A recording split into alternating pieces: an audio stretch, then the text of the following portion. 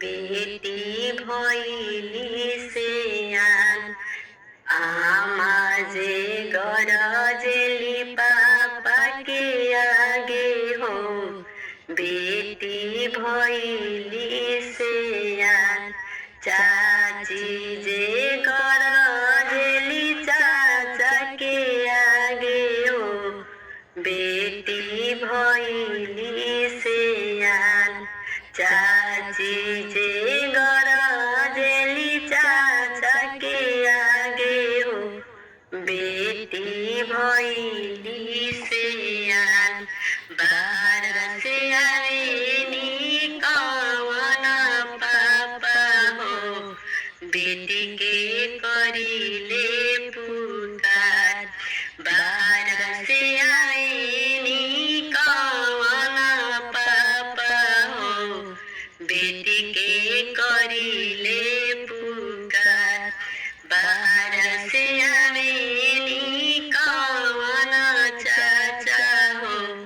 बेटी के करिले पुकार बाहर से आवेनी कवन चाचा हो।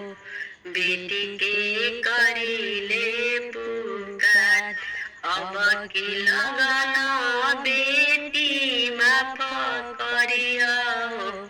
इज्जत रखिया हमार अब की लगन बेटी माफ करिया हो। इज्जत रखिया हमार हमारो पगड़िया के लाज रखिया हो।